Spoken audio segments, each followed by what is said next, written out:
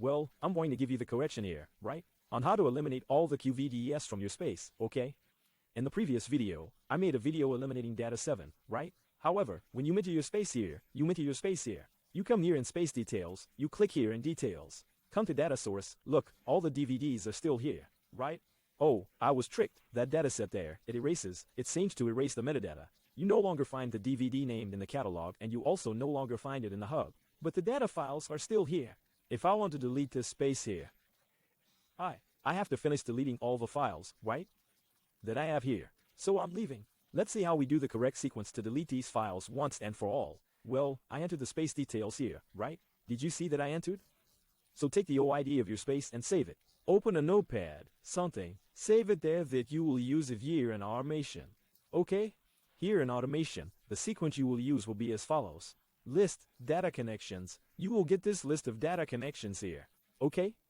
It will list all the connections that exist in Qlik Sense. Then I made a condition here. My data connection, here, inside the first little block. Do you see it? I went to the item field and the space is equal to. And that was the aid that I saved here from my space. See if I click here again. You will see here the first little block. I click on it. Then it will bring the data here in JSON. Then I come here to the item field, see? And I go to what is called space. It is down here. Let me see here, space, there it is. Click on it. Okay. So you have the first condition. And the second condition, I put here, my data connection. Then you come here, do the same path that I did in no space. You come here, list data connection, that little block. You see an item, then you get the can name, okay? Equal to data files, which is that connection there. Data files is not the first connection, usually that appears in the space. Which of the files that are inside the space, okay? After you do that, you will get here the little block called list data files. What will this little block do?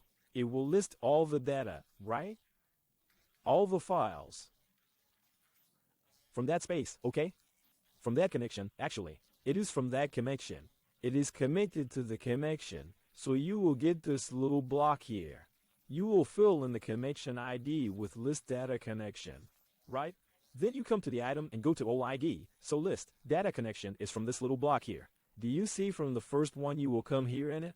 Then you will click, you will come here, see item. Then you have OID here, see, inside the item, see? So you click there, then, see, the connection, item ID, okay. Then you will get this little block here, called delete data file, okay?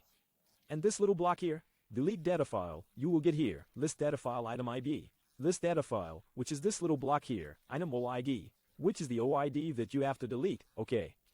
So, here it is, all the files here, see, in the data source, okay? I'll run it carefully when you do this with this space. Make sure the condition is correct, because if you delete the thing here, there is no Control Z anymore. Again, be careful. Extra careful with this. So let's go. Let's run this. Okay, it's done. Here's the automation. Let's see the real proof, the data, they are here in the data source. I'll press 1 F5I. Let's see if everything was deleted or if it's still here. Let's go. Activate.